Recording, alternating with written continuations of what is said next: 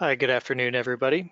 My name is Matt Safer. I'm a senior cloud consultant on the data team at Atmosera Winterlect. Today, I'm going to be giving a webinar on Databricks. This is the first webinar that I've personally done on Databricks, but I've been working with Databricks for a number of years. I primarily work right now in my current role with clients, helping them with their initial migration to Azure or to improve their existing Azure footprint. And I focus primarily on the data services within Azure, those being Azure SQL, Azure Synapse Analytics, Cosmos DB, and Databricks, which we're going to talk about today. I also do training and webinars like this, and I'm a Microsoft certified trainer.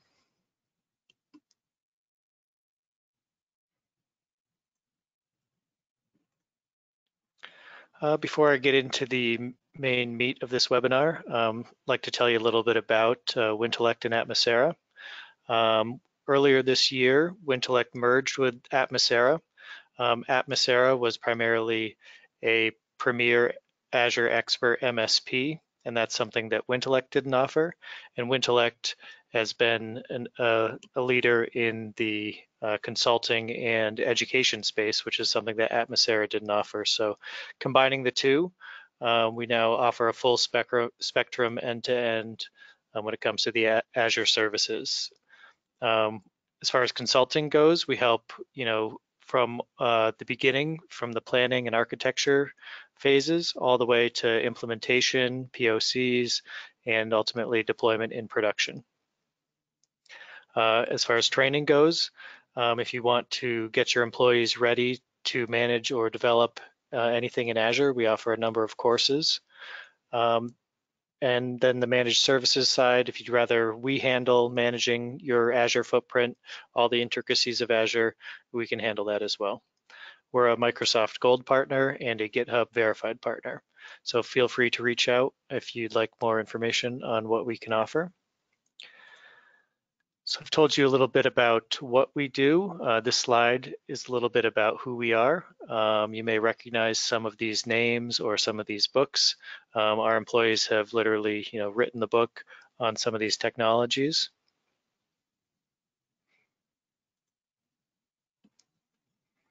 We also currently have a couple special offers I want to let you know about. We're currently offering a free half-day advisory session on Azure, app development, DevOps, data and AI, or mobile development. So we can sit down with you for that half day, get an idea of what you're looking to do, give some initial recommendations, and then from that, maybe see how we can work together going forward. For new Azure Managed Services customers, we're offering the first 3 months free and free setup of a disaster recovery environment. And we're also offering a $10,000 credit if you need help migrating from an existing SQL database to Azure Synapse. So if any of those interest you, you can sign up at this link. Don't worry about writing it down. We're going to send it out at the end of this webinar. And by the way, this webinar is going to be recorded. So if you miss something, you can get back to it. I think it's going to be on YouTube and we'll post it on our blog site. I plan also to release a blog relating to this webinar. I have a series of blogs already posted on Databricks, and we're going to cover a lot of that material in this lab or in this webinar. So before we get started, I just want to mention who this webinar is geared towards. It's geared towards data engineers and managers of BI teams. I think it's mostly for people who have heard of Databricks and Spark, but maybe don't have much hands-on experience with the two. Hopefully you're familiar with Azure and know how to create services. Maybe you've taken the AZ 900 course. Before we go any further too, I want to mention you can ask questions in the GoToWebinar system, and Martha's on. She can answer some of those live, and the ones that she can't answer live, I'll get to at the end. So it's geared towards data engineers who maybe have a little bit of experience with Databricks and Spark, but not too much hands-on experience. people who are primarily familiar with batch workloads, interested in streaming and what can be offered there. Maybe you come from a traditional ETL data engineering background with something like SSIS. Most of this webinar is going to be outside of this PowerPoint. It's going to be mostly hands-on. I think there's only about maybe 10 minutes left of this presentation, but then we'll get hands-on in the tool itself. The goal is to show you around Databricks Workspace, increase your familiarity with what's possible in the tool. We're going to kind of show you how I would develop a pipeline in both batch and streaming modes. And at the end, we'll finish up with questions. So in the PowerPoint, we're going to talk about what Databricks is, when to consider using it. We're going to discuss briefly batch and streaming, get into that hands-on example, and finish with questions. All right. So first, what is Databricks? It's one of the most robust big data services out there. One of the top tier services offered on Azure. It's not developed by Microsoft, it's developed by a separate company, but it is treated as a first tier citizen within the Azure ecosystem. This image shows the stack. So the bottom here is the cloud service that it's built upon. It's built upon the big cloud services. It's offered on Azure, AWS, and GCP. So within Azure, it utilizes the Azure storage account, the Data Lake Gen 2, as well as the compute options within Azure to create clusters. On top of that sits the Databricks Runtime. This is what Databricks offers. It's kind of how they've bundled their runtime environment. And that's built off of a lot of state-of-the-art open source technologies, the main one being Apache Spark. There's a big overlap between developers and contributors to the open source Apache Spark project that work at Databricks. So there's really tight integration there. There's a lot of code that Databricks has developed and released out into the open source community. They've also pioneered development on something called the Delta Lake. This I'm going to talk to a little bit more in the future, but it's ultimately an expansion on the Parquet data format. It allows additional operations like updates and deletes. Also something called time travel, which I'm going to talk to if there's enough time at the end. The runtime also includes a lot of the ML libraries. We're not going to touch much on those today, but know that they exist. It's a big part of why you might choose Databricks, is kind of to have everything in one place. On top of the runtime is the Workspace, and that's where you do your development, your pipeline development, or work on ML models. This is done in a collaborative notebook environment. So you have a notebook open, multiple people can edit at the same time. It also keeps a version history. And you can develop once a notebook's developed that you want to streamline into a production job, you can do that as well. And we'll look at that stuff today once we get into the tool. There's also Git integration for DevOps. And the production job area is an area that a lot of development has been happening recently. So we're not going to get too deep into the jobs aspect, but that's something maybe I'll come back to in a future webinar. All right, so when to consider Databricks? Like I said, it's a great option for big data workloads, especially if you have data that is both structured and unstructured. Databricks supports pretty much every source and sink you can think of out there. It's a good choice for building robust data pipelines that need to run in either a batch or a streaming mode. Databricks really removes the need to build and maintain your own Spark clusters. So one option you have if you're interested in data processing with Spark is to build your own cluster.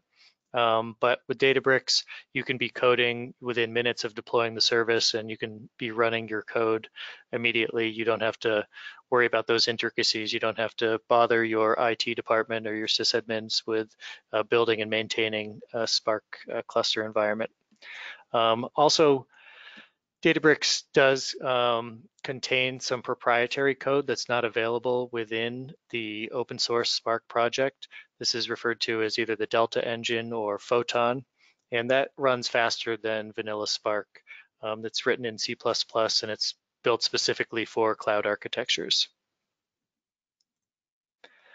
You have a lot of flexible development options within Databricks. You can, like I said, you have the collaborative notebook environments, and you can code in SQL, Scala, or Python, whatever's the best fit for your team or what you're most familiar with.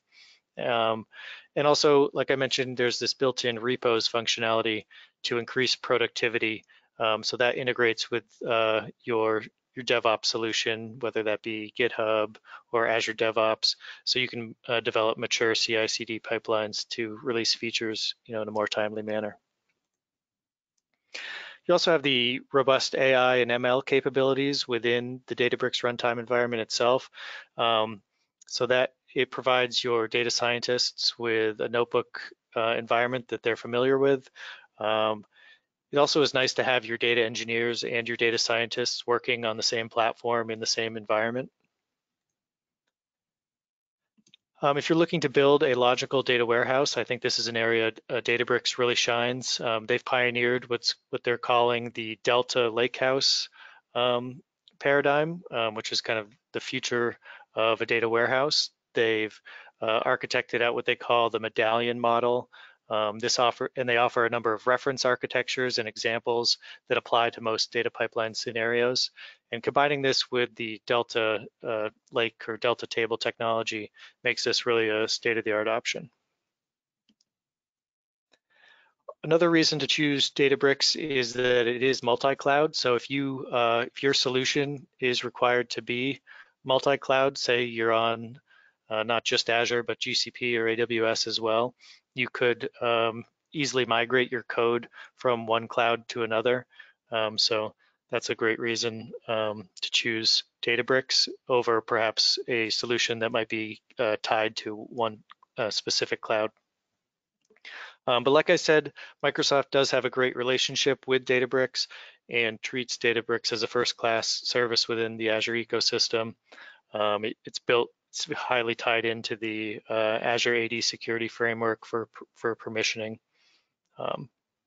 Another thing I wanted to bring up, maybe not top of mind when considering Databricks, is it's also very good for small jobs as well as processing big data. So if you've set it up initially for your big data pipeline jobs, you can also easily provision clusters or use existing clusters to perform smaller chunks of work. It's also very good for data profiling. So when your data engineers receive a new data source, it's a great place to get in and just do some experiments on it, get a feel for the data. So it really is a nice one-stop shop.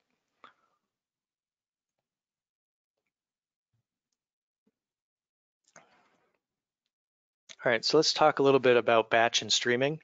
If you're a data engineer, pretty much everyone's familiar with batch processing. That's the traditional method of processing. Data comes in, you've got a scheduled job to either, to process that data, upsert it or append onto your existing data set. It's scheduled. But SLAs have become more demanding where we might need more real-time data. So that's where streaming processing comes in. There's been a number of different architectures developed in the past to try to support more demanding SLAs. But Databricks makes it really easy using something called Spark structured streaming. I did want to mention here briefly that there are two different types of streaming within Spark. We're only going to be talking about structured streaming today. That's what I would recommend everyone use for new development, but there is a separate concept called, or separate library called Spark streaming, which we're not getting into today. And there might be some small use cases to use that in the future, but almost everyone's on structured streaming. So we have the ability with streaming to run 24/7 and automatically add data, process it through the pipeline as data arrives. So I want to review a couple concepts here. There is a lot to dig into with structured streaming. I really recommend consulting the Spark documentation. It's always up to date and really in depth and provides a lot of more information that I'm going to cover here. But some of the concepts that we need to understand, the first one being triggers. So this specifies how often to process the next set of data that comes in. And if you don't specify a trigger in your stream, that's the default mode. That means it'll process what's called micro batches. And that means that immediately after one batch of processing finishes, so whatever the latest set of data was that came into the source, once that's finished processing to the sink, the next micro batch will start immediately, looking for any new data that's arrived in whatever time it took to process the previous batch. So that's the default method. There's also fixed interval, and this is the ability to kind of add an extra delay between the micro batch. So let's say data arrives every 10 minutes, and we set a fixed interval to 20 minutes. It'll process that. It'll wait 20 minutes in between micro batches to get the next set of data. If the processing of a micro batch takes longer than that interval, it'll act more like unspecified. It'll immediately process the next batch. There's another way to run with a trigger called trigger once or one time, and that makes your streaming pipeline operate more like a batch pipeline. So what's going to happen if you have a trigger once option? The pipeline is going to spin up, process all the data since the last time the pipeline ran, and then shut down. So it's more like batch, but it does use something called checkpoints, and that's to let the stream know, where it left off from the previous run.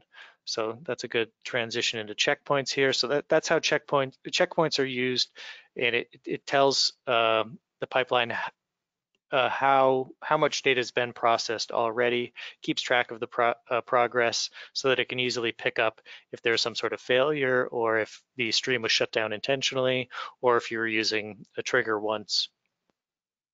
So a checkpoint is required to be defined on every streaming pipeline, and it's associated with the sink. There are a number of different output modes in streaming processing. There's complete, so that's the whole result table is outputted after every micro batch or every trigger. And there's append, where new rows are just added to the end of the result table or the sink. And then there's update, where the only ones that are updated, only rows in the result table that are updated since the last trigger will be outputted. Today we're going to only cover complete in the example. And there are different restrictions associated with these different type of output mode in the logic that's well defined in the Spark streaming documentation, or the structured streaming documentation, sorry.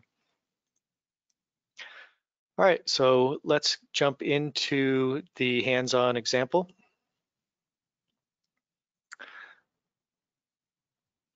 Okay, someone's asking a question, still not getting what is Databricks. Okay, so I'll try to answer that here before let me jump over and I'll try to answer that as we go. So I'll end the slideshow, jump over here. So Databricks is a big data analytics platform. It's a service offered within Azure. So within Azure, you can specify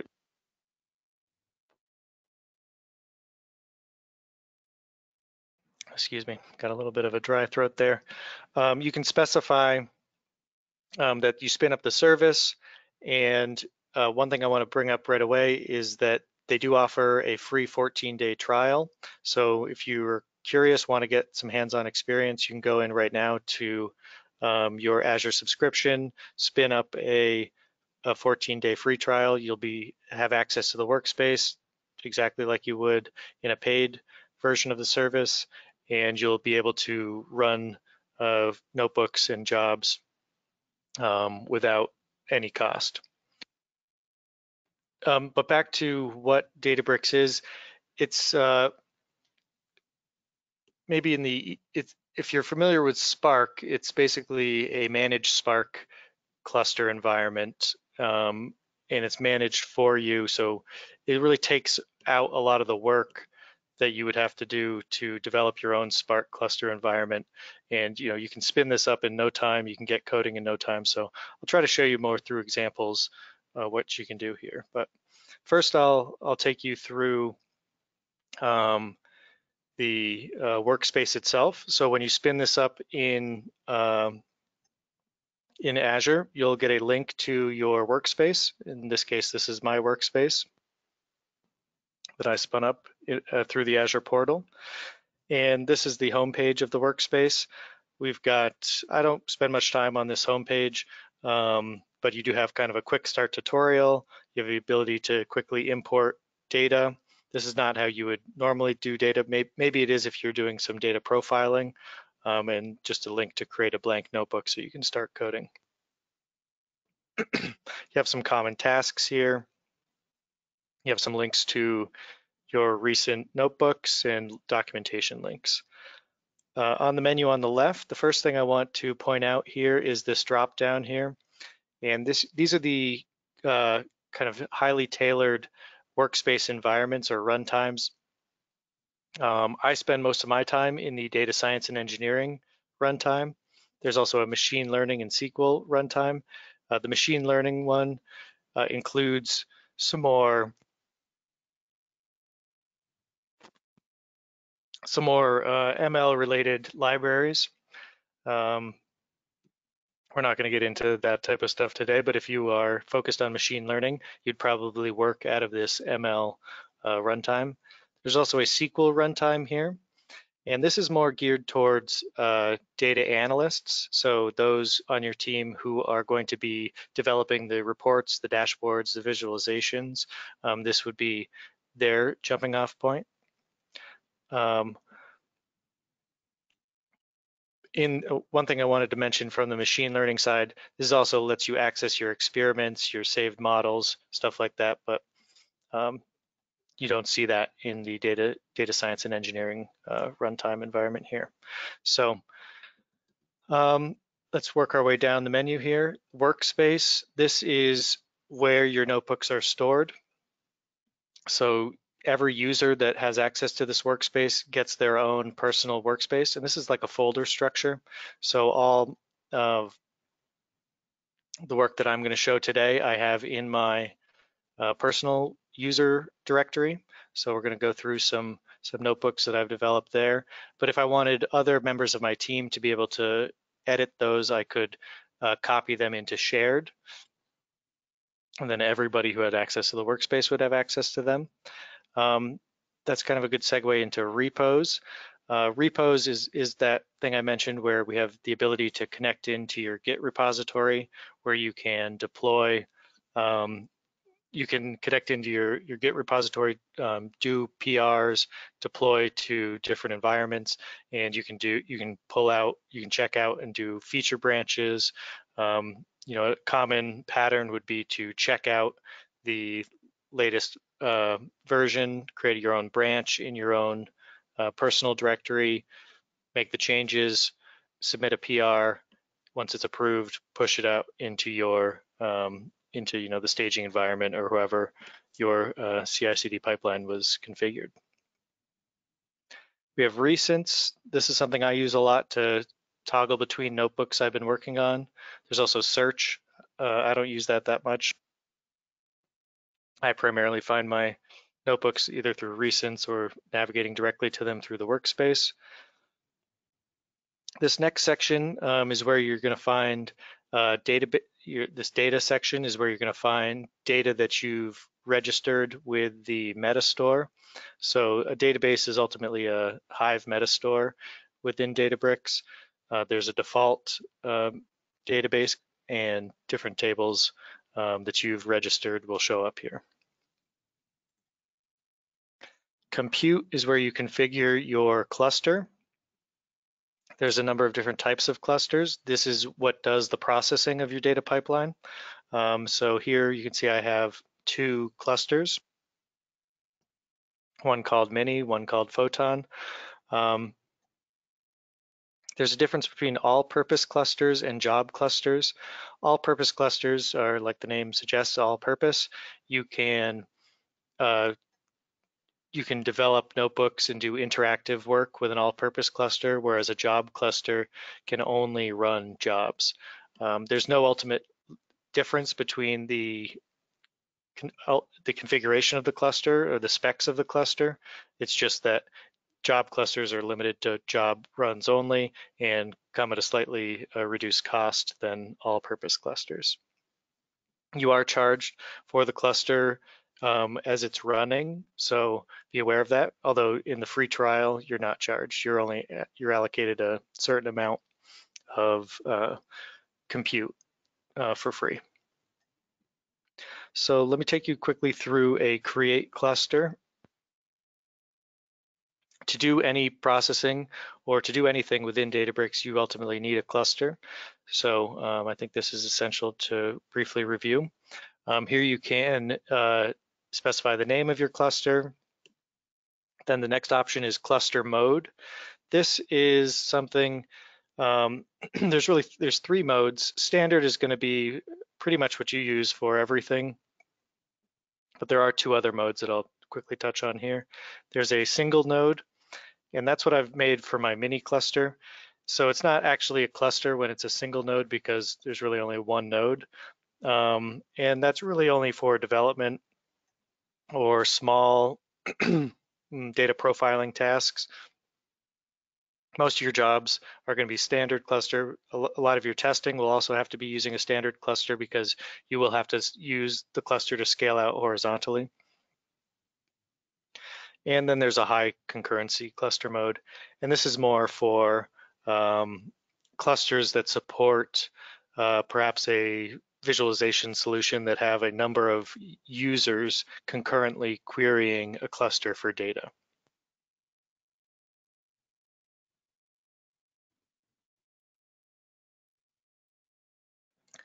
The next thing is the runtime version. Databricks, like I said, they take a lot of the work out of managing and configuring a Spark cluster for you, and they package up the environment in what's called a runtime for the cluster. And so that's an amalgamation of a lot of different libraries, and they package them up into runtime versions, and they release runtime versions very frequently. I'd say about once a month, a new runtime version shows up. Some of them will be marked as beta versions.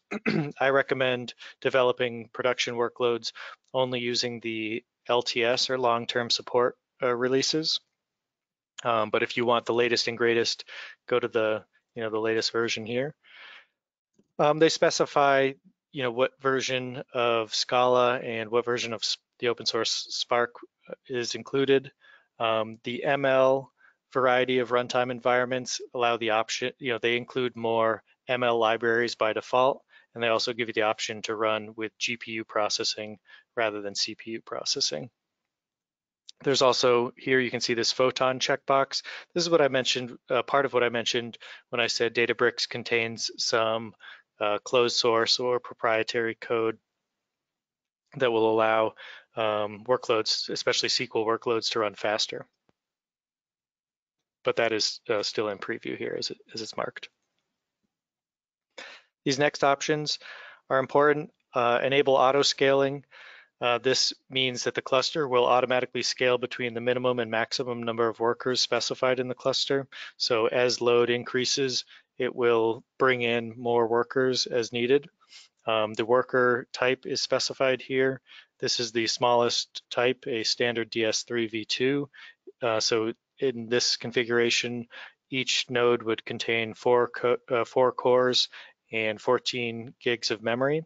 I recommend starting with the smallest cluster possible in your development, and just to save cost. And then as you have developed a workload, go back to kind of right size your cluster, whether that be vertically scaling the node size or horizontally scaling the amount of workers in your cluster. One thing to note is that you can specify your driver type as a different type than your worker. In a Spark cluster, your driver is important. It's different than your worker. Specifically, a lot of new users will encounter out of memory errors because they've tried to perhaps repartition their data set down to a single partition that uses more memory than is available in the driver. So if you encounter that error, that could be because your driver is too small, or perhaps you're doing something in the code that you ultimately shouldn't be doing that is causing the driver to crash. There's also this terminate after. This is important because, like I said earlier, you pay for uptime. So you want to probably have your cluster shut down after you're not using it, especially the interactive cluster. So you can configure this appropriately. There's also one more thing in compute here. There is overhead associated with cluster spin up. Clusters take about 5 minutes to spin up from cold. So we have the option to pre-allocate nodes in what's called a pool. So these are kind of like your warm spare nodes, so that you can, if you have a job that needs to run, in under 5 minutes, you're probably going to want to have some warm spares that can be allocated to that job very quickly, to that cluster very quickly, without incurring that overhead of cluster spin up time. All right, I think that's enough here. There's settings, some other stuff here, but I'm going to get now into the notebooks themselves.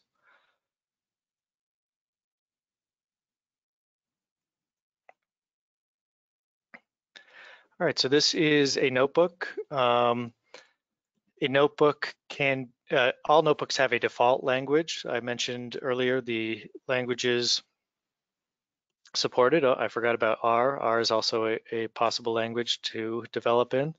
The default language for this notebook is Python. And whatever your default language is, all new cells will be that in that language. But cells can also be, you can change language per cell if you'd like to. And that's done by using something called, the Databricks calls magic commands, and I'll show that as we get a little bit farther. But each cell, it also has its own language. You can run the one cell at a time if you'd like, or run all above or all below. Each cell can have a title. In this case, this cell, command 1, is called explore public data sets. And this is the command that's run in this cell. A cell can contain as many commands as you'd like, but sometimes it can logically make sense to break up your commands within a notebook into multiple cells. So that's how I've done it here.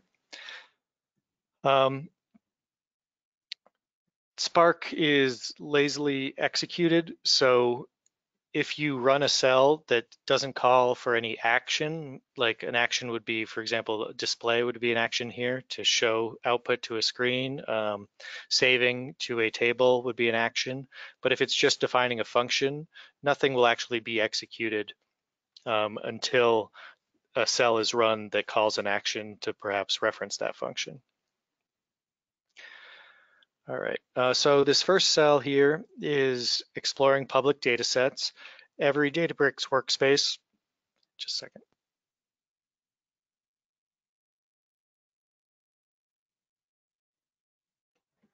Every Databricks workspace comes with public data sets built in. So within the DBFS or Databricks file system, we have these public data sets. Most of them are fake data. Some of them are real data. So I think the COVID data is probably real data. For this example, I wanted more streaming related data. So I came down and found this IoT stream data set. So I thought that might be interesting to show you guys. So I investigated here by using the same commands that I used above, which are this dbutils command, file system ls, and then display the output of that ls here.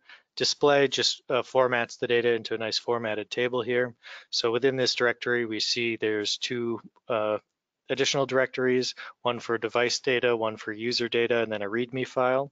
So in this next cell, I look at the ReadMe Markdown file. So I open it for reading and I print it out. And this tells me that this is a data set created by Databricks. It has fake data in both JSON and CSV formats, and it gives me the schema information here. So it shows the schema for data device and the schema for data user.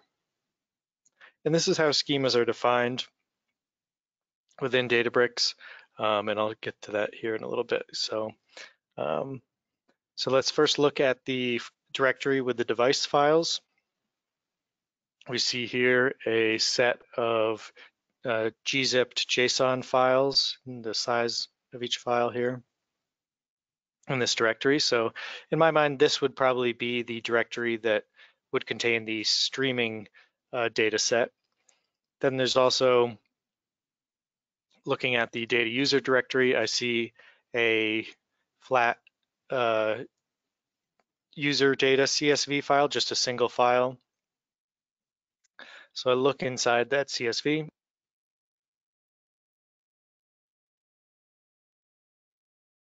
I just print that out to the screen, and I see that there's a header associated on that CSV file.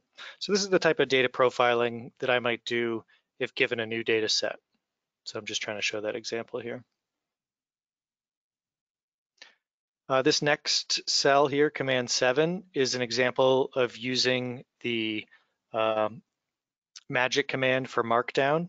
So if you look at the code for this cell, the magic command is up here. It's all magic commands start with this %, and then MD for Markdown, SQL for SQL, and you could. This is relatively new, this drop down, so you can change it. You can see how it changes over here just by clicking over here.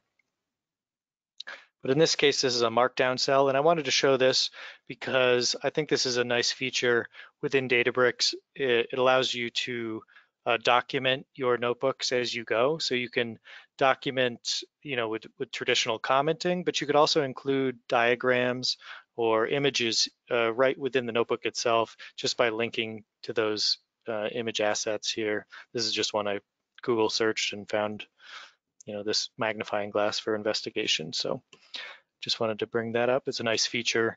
You don't have to keep your code and your documentation separate. You can kind of integrate that right together. All right, so command 8 here, this is where I take that schema information that we saw in the README and apply it to a variable. So in this case, the data device schema is set to the schema from the README with just the syntax changes so that it works in Python. These data types are not included by default, so I had to import those libraries using this command right here. And then this command 9 is where I apply that schema to the data set and define a data frame. Data frame, if you're not familiar with Spark, is kind of analogous to a table. It is basically sits on top of the data set as it exists on disk and allows you to start using it. So this is defining your source data frame, in this case, for the device. You can see that data frame here. It'll show you the schema information. And then we can call display on that data frame and look at that data. So this is what exists in those JSON files that we looked at earlier.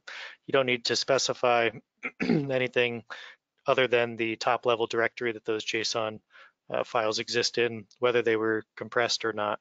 It handles that for you. So here we see this data device.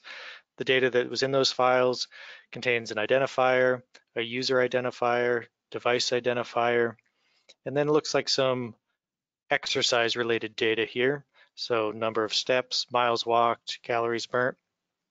So it appears this is kind of pseudo data from some sort of exercise or watch band or something. We also have timestamp. And then this extra column here called value. This to me looks like it's just duplicating what's already been parsed. So I took kind of note of that we can probably drop that column. Next, I look at the user data. I define the user schema similarly from the README file. And if it wasn't included, you can kind of interrogate the data further to come up with this schema information yourself.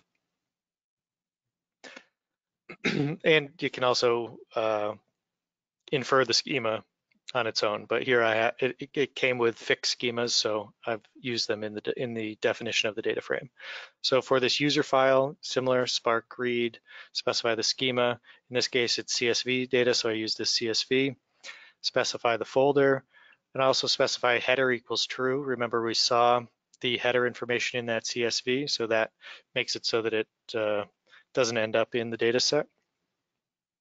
So here's that data frame. And here it is displayed to the screen, so we can see it contains gender, age, height, weight, some smoker or not, family history, blood pressure. So now the next cell here is where I join the data sets together. This is how you one way to perform a join. One thing you'll find in Spark is there's many different ways to do things. So ultimately, it usually comes down to what's preferential for the developer or the team. We could code this in a traditional Spark SQL format, but this is how to do it in Python. So we have we're defining a new data frame called join df, and we're defining it as the data device data frame joined with user data frame on user ID. The default join is an inner join, but you could specify whatever join type you'd like here. And then the next thing I'm doing are dropping 2 columns. Remember, I said that value column seemed to be, it seemed to just contain duplicate data, so we don't need to bring that in. And then also after a join, we would have 2 copies of the user ID, the column we joined on. So I drop one of those as well here. And this is the join data frame that results. So we can look at that. So you can see here, there's also different ways to call these things. So previously I had done display, open, data frame. You can also do data frame.display, open, close. So there's a lot of different ways. Whatever you find most comfortable, you can employ in your code. So here, this is the data joined together. No real exciting things found here. This next cell is where I register that data frame with the Hive Metastore as a temporary view. And what that does is allows us to directly query the data using Spark SQL. So without this command would fail. It would say, I don't know anything about this join table. So whatever you specify here is what you can put in the from statement. So we could rename this data frame and register it as a different table name as a temporary view here. But in this case, now we are able to run SQL. We don't have to. You can run everything that you can in SQL using Python, but a lot of data engineers come from a SQL background, so it's nice to get back to something you're more familiar with.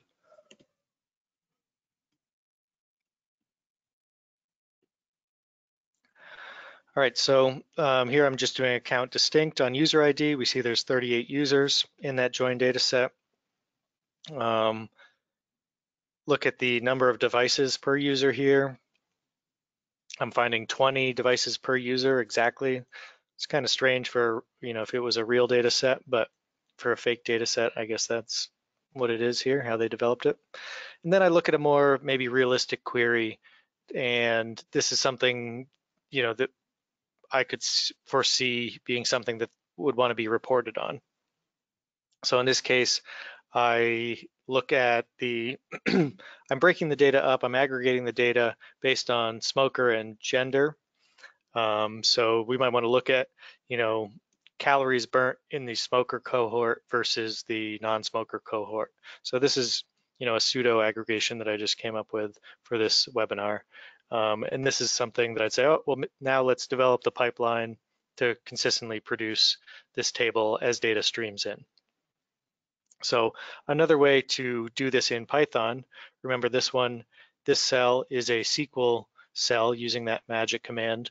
I could do that same command and save it to a data frame using this code here. So spark.sql, triple paren means a multi-line string in Python. So you can fit it all here, format it nicely.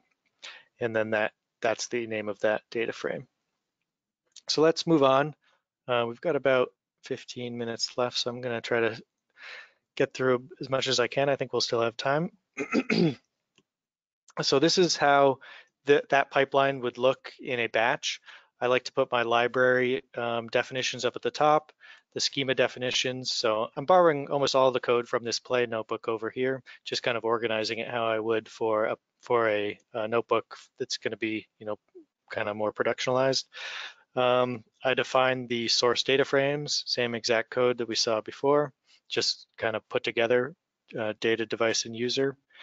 Then defining the join data frame here, registering it as a temp view, and then defining that aggregated data frame and saving it as a delta table using the overwrite mode and registering it as default.smokerag. So we can run this. I think it takes about 12 seconds. And so really the only new logic in this notebook is this save table cell. We are using that delta table format, but we're overwriting it every time this runs. And one thing you might have seen there was it said creating a snapshot. That's something specific to Delta, which I'll get to at the end. Ultimately, Delta tables save every version of the table. So any change to a table, you have the ability to revert back or to query any time in history. So that ran, took 21 seconds this time, but it wrote out that table. We see that table in our data here and click to it. Within this data, it'll show you some metadata about the table. You can also get to history of the table here as well. But usually you interact with it from the notebook. So let's say we wanted to run that same pipeline in a streaming mode. Let's say that, so we could set that as a batch notebook that ran, once a day or however we wanted to refresh that data, and it would create that sync as a delta table every day with up-to-date data. But let's say we wanted it to be more up-to-date as data streams in. So I want to show you here how easy it is. There's very little changes that have to be done to create that pipeline in streaming mode. So no changes on the libraries, no changes on the schemas. This command 3 is where we're going to see the first change, and that's here where it says ReadStream. Remember before we had read. So here we're defining this data device data frame as a streaming data frame, and really that's the only change right there. So read versus ReadStream when defining the source. The join, nothing changes there. The aggregation logic, nothing changes there.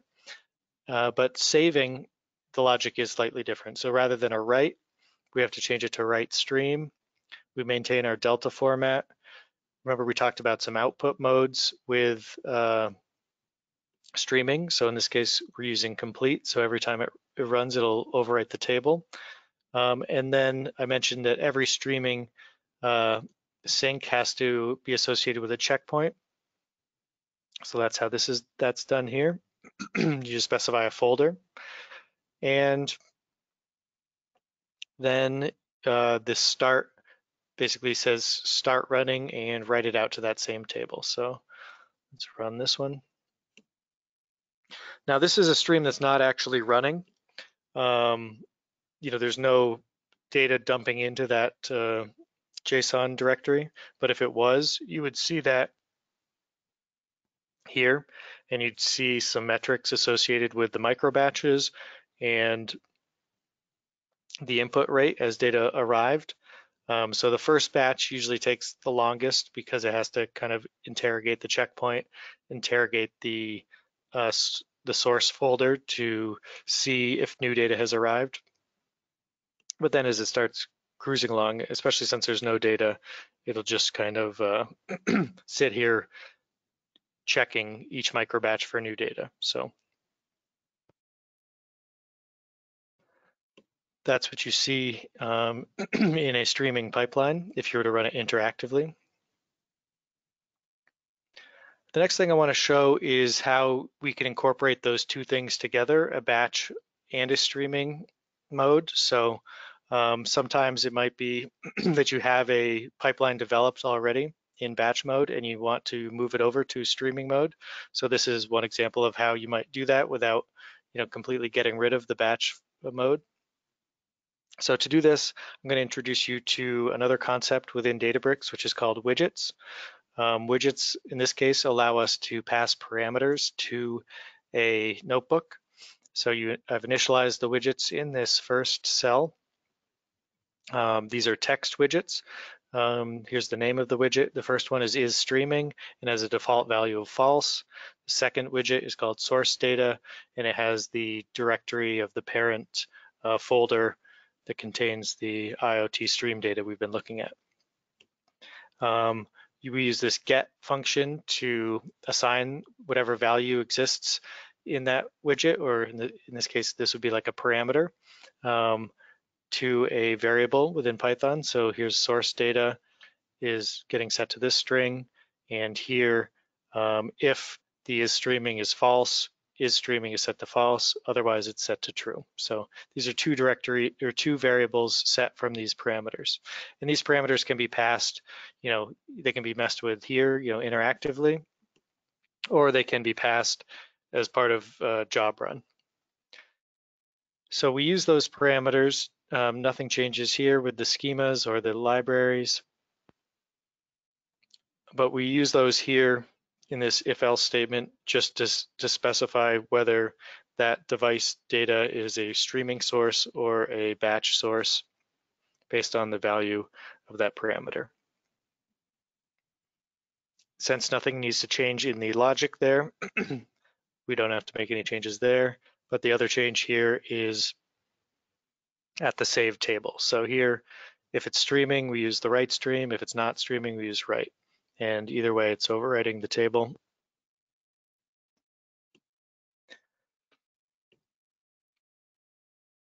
This last notebook I want to show you guys is just kind of an insight notebook where you can show the data set. And if we were streaming to it, this would be dynamic. It would constantly update. And I wanted to show this history command here because this is related to a valuable feature within Delta tables, which is it stores the history of every Delta table, and you can either query that table as it existed at a specific version or a specific time. So you could say, let me select star from Smoker Ag where the history, version 3, or you could say what did this table look like, on the 12th. So that's a very powerful feature that comes with Delta tables. I mentioned a couple times the documentation. So this is the official Spark documentation on structured streaming. This is very beneficial. I definitely recommend reading it through. If you are getting into streaming, the example that I've showed today was very basic. There's a lot of other options here. There's watermarking, windowing, different types of aggregations that can be applied.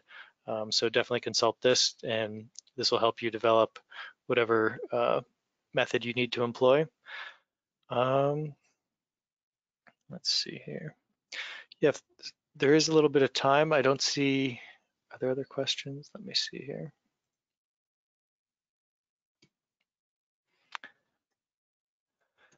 I'm not seeing, okay, here, I guess I am seeing some questions.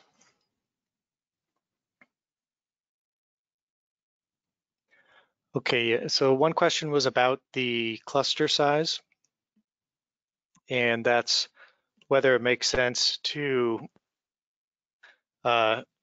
set a large server or a small server with lots of workers. That's from Thomas, and that really depends on your workload. So what I'd recommend is, like I said, starting with a small cluster of both small node size, so kind of small vertically scaling, and then also small horizontally scaling. And then come into your cluster and review the usage. And one of the best places to do that is through this metrics tab here. So within the cluster, and get this Ganglia UI. This will bring up all the metrics associated with your cluster. It'll show a load distribution map here. Since this is just a single node cluster, it's not that valuable, but you can look at memory usage, CPU usage, and depending on your pipeline and how your data set is partitioned, that will kind of let you know whether it can take advantage of parallelism. So if you are able to create a pipeline and a data set that has a lot of partitions, then a wide horizontally scaled cluster with a lot of workers, small workers, might be the best option because they can each chew on a partition at a time and get you the results you need very quickly. But that it's kind of a tuning on both sides of making code changes to adjust your data set partitioning strategy, as well as adjusting your cluster. So that's what I'd recommend, getting into this type of stuff here for cluster tuning. There's also the Spark UI here, where you can see the DAG that's developed. You can see the event timeline. We're not doing anything that complex here, but this is a great place to come in once you've developed your pipeline and you want to improve your resource utilization. Definitely consult these type of metrics.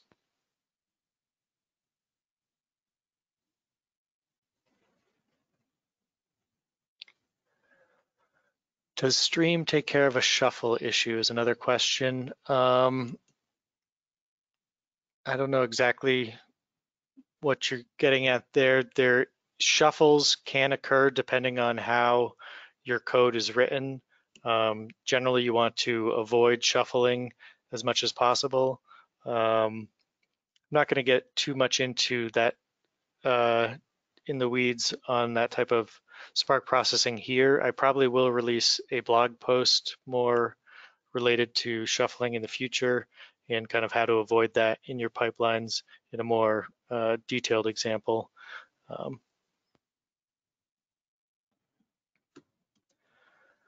right, I think that's it for the questions. Yeah, we're at end of time too, so thank you for joining. Again, feel free to reach out. We'll be sending out the link to our current offers. We'll have a link to this recording, and that blog post should be up by the end of the week that kind of goes over this as well. So thanks again for joining, and have a good rest of your week and weekend.